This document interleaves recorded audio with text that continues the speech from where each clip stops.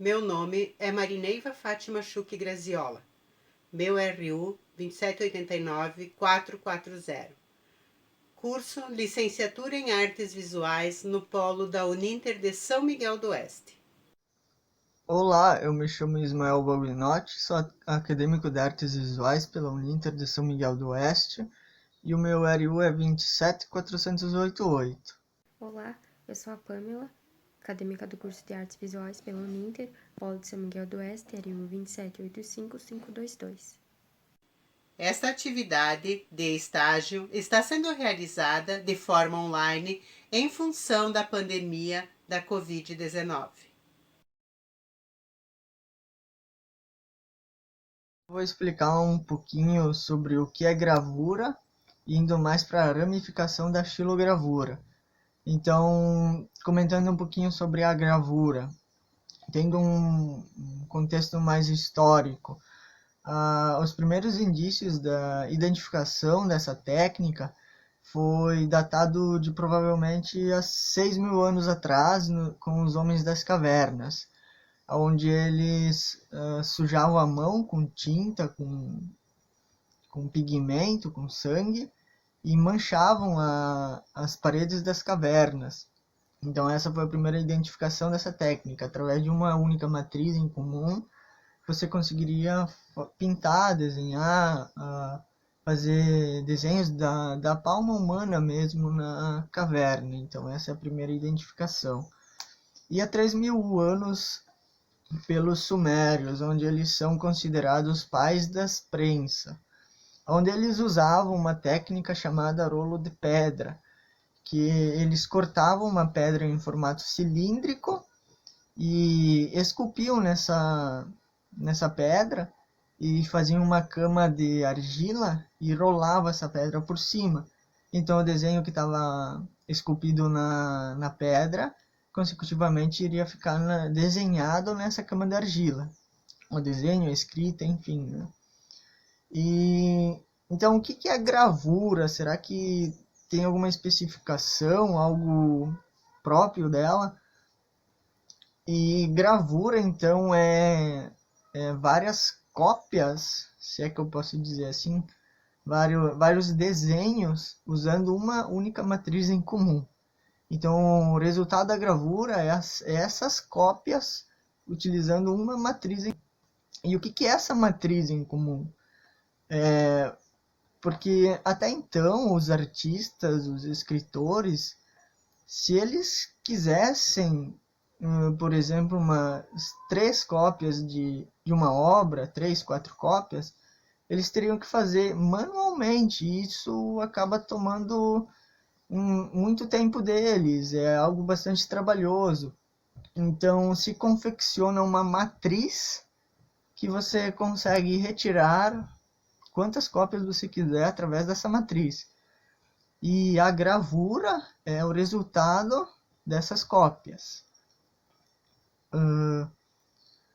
E a importância da gravura na democratização da arte. Ele tem esse papel porque acabou com o barateamento dos livros e das obras, e com a maior produção conseguiu chegar em lugares que antes a arte não conseguia chegar, a arte, a escrita, e isso proporcionou que várias pessoas pudessem ter alcance a esse conteúdo onde antes não era possível. Então um maior número de pessoas conseguiu adquirir, usufruir essas obras, esses livros que agora poderiam ser produzidos em larga escala. E a gravura, ela tinha uma numeração, que o artista, ele fazia a gravura e ela deixava um espaço embaixo da imagem, um espaço em branco na folha de papel, que é o que eles chamavam de mancha. E a xilogravura artística, ela tinha uma característica que era a numeração. Então o artista, quando ele fazia a gravura, ele deixava um espaço em branco embaixo da folha, que é o que eles chamam de mancha, e no canto inferior esquerdo eles colocavam a numeração. por exemplo, você vai encontrar uma gravura que tinha o número 5/10, que significa que aquela gravura era a quinta de 10 gravuras iguais a elas. Mas no meio da imagem ali, da mancha, eles colocavam o nome da obra, se a obra tinha algum nome. E mais à direita, eles assinavam e colocavam o ano. E uma particularidade é que não necessariamente o artista que criou a matriz, o desenho da matriz, seja o que vai fazer a impressão. Então, muitas vezes, o artista que criou, ele convida o artista que só fez a gravação para assinar também como um coautor dessa obra. Então, resumindo o que é gravura, são várias imagens que são confeccionadas através de uma única matriz.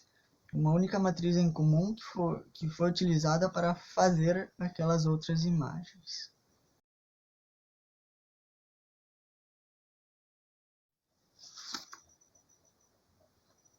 Agora, falando mais especificadamente da xilogravura, ela tem indícios do aparecimento dela no Oriente Médio no século V a.C.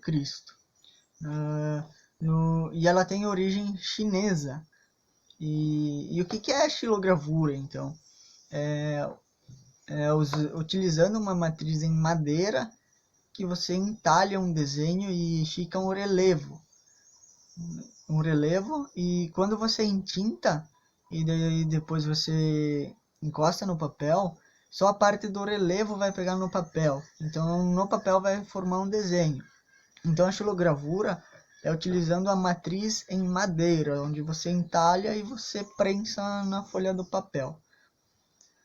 E uma característica é que se você utilizar essa técnica da xilogravura, o resultado final ele sai espelhado. Então, se você entalhar na madeira, ele vai sair virado na folha do papel, porque ele vai ter esse efeito espelhado. E existe a matriz de topo e a matriz de fio, que no tronco da madeira, a matriz de topo, é feito corte horizontalmente. Então, a parte da madeira vai ter todos os fiozinhos, assim. E a de fio já é um corte horizontal, onde o fio da madeira vai estar ele reto. E pro de fio e pro de topo existem materiais específicos. Eu tenho anotado aqui porque eles são vários.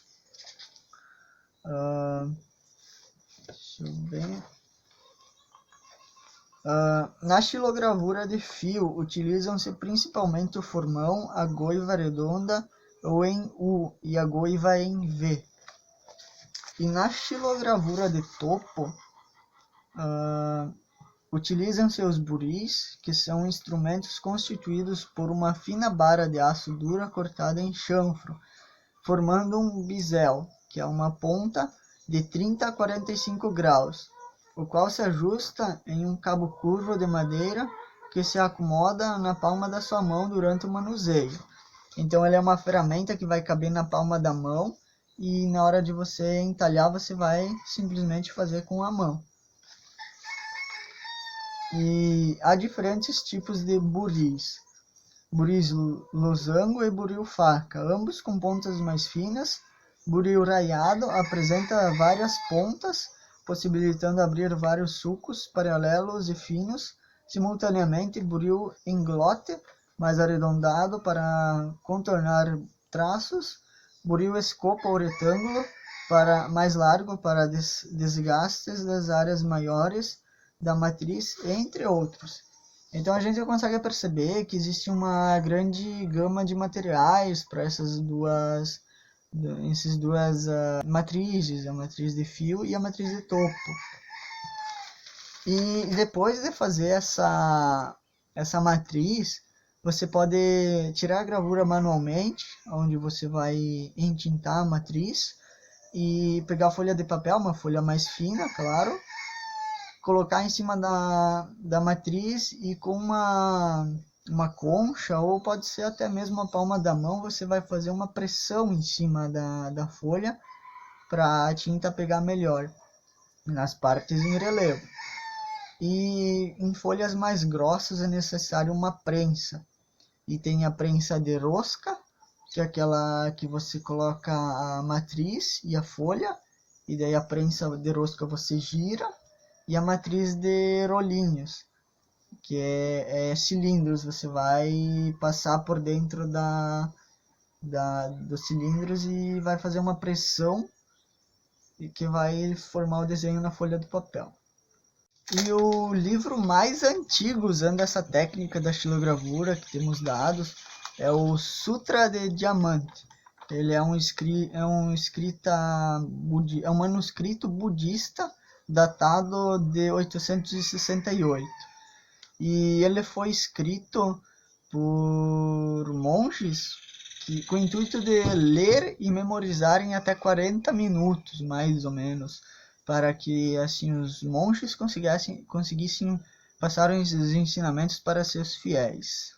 E até então, a xilogravura ela não tinha sido vista como arte, apenas como uma forma de você produzir livros mais rápido e como ilustração dos próprios livros. A xilogravura ganhou destaque e passou a ser considerada linguagem artística no norte da Europa, com as figuras de Albert Dürer e Lucas Cranach, que era amigo de Lutero e teve muitas de suas gravuras usadas como meio de propaganda da reforma protestante. Então ele começou com uma forma de reproduzir os livros e consecutivamente ao decorrer da história pessoas acabaram percebendo que isso poderia se tornar algo, uma forma artística. No início a xilogravura apareceu como linhas pretas no fundo branco e ao decorrer da história lá em 1500 na Suíça apareceu xilogravuras com fundo preto e linhas brancas. Até então, as xilogravuras só podiam ser feitas em preto e branco. E quando era necessário uma xilogravura colorida, o artista fazia várias matrizes. Cada matriz recebia uma cor. Então ele fazia uma matriz chave, que era provavelmente em preto, geralmente, né? E as outras matrizes, cada matriz com sua cor. E a cor que era aplicada era sempre mais clara que a anterior. E com o desenvolvimento do camufeu, ele possibilitou, com uma única matriz, você conseguir várias tonalidades de cor. Então, o camufeu permitiu diferentes tonalidades numa mesma xilogravura, mas foi apenas no século XVIII que Jacques Christophe de Leblon, 1667-1741, ampliou a técnica por meio da teoria da cor de Newton, separando as matrizes, inicialmente em 3 cores, ciano, magenta e amarelo. Esta se tornou a base da serigrafia e de toda a impressão colorida em grandes escalas. Em resumo, então, a xilogravura é a gravura utilizando uma matriz em madeira. Então você pega um pedaço de madeira, entalha ele, formando relevo, você entinta e faz as gravuras. Giovan Samico, artista recifense autodidata emblemático na história da xilogravura brasileira. Por compor obras com elevadas qualidades técnicas, baseadas na cultura popular do Nordeste, o artista também aborda em seus trabalhos figuras bíblicas, animais fantásticos, tendo assim o expressionismo como fonte de inspiração. Lívio Abramo, bastante influenciado pela estética do expressionismo europeu, o paulista renomeado internacional, influenciou uma série de gerações. Albrecht Dürer, então, foi um artista alemão precursor de várias técnicas e métodos, sendo conhecido como um dos principais mestres da gravura e da técnica da aquarela. Entre as suas obras, encontramos Melancolia, uma gravura do ano de 1514, Rinoceronte de Dürer, de 1515, O Cavaleiro, a Morte e o Diabo, do ano de 1513. Hans Baldung, artista alemão, conhecido por ser o primeiro a produzir técnica com tons claros e escuros. As Bruxas, de 1510, é uma estilogravura claro e escuro, trata bruxas se preparando para viajar para o Sabá das Bruxas. Um Noivo Enfeitiçado, de 1544. Seu Sebastian, de 1512. Katsushika Okusai é um artista japonês considerado um dos grandes artistas da estilogravura, por explorar essa técnica de modo delicado e visionário para o período. Produzida no século XIX, a estilogravura A Grande Onda de Kanagawa é uma das peças mais famosas da história. Uma vista do Monte Fuji através do Lago Sul é uma impressão em estilogravura. Foi produzido como uma das séries 36 vistas do Monte Fuji. Fuji Vermelho é uma impressão em estilografia do ano de 1832. Pensando na arte brasileira, a xilogravura ganha destaque no espaço que conhecemos como literatura de cordel. A literatura de cordel é uma manifestação literária brasileira, tradicional, principalmente no interior do Nordeste. Esta teve sua origem em Portugal com trovadores medievais, por volta do século XII e XIII, e chegou ao Brasil juntamente com os colonizadores portugueses, adquirindo força entre os anos de 1930 e 1960.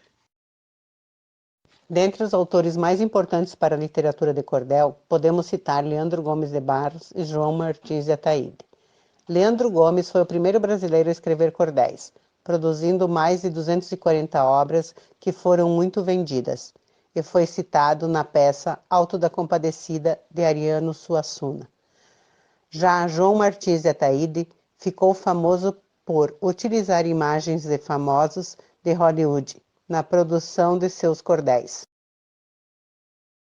Como principais características da literatura de cordel, podemos citar a tradição regional, a escrita em versos e rimas que criam musicalidade, temas populares, a linguagem popular e informal, fazendo uso da ironia e do sarcasmo.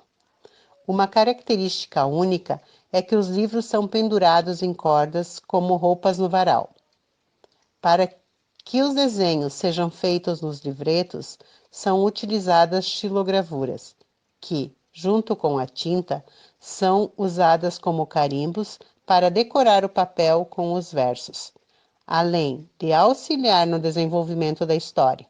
Essa técnica se torna extremamente prática, porque, após fazer uma matriz, é possível imprimir o mesmo desenho inúmeras vezes.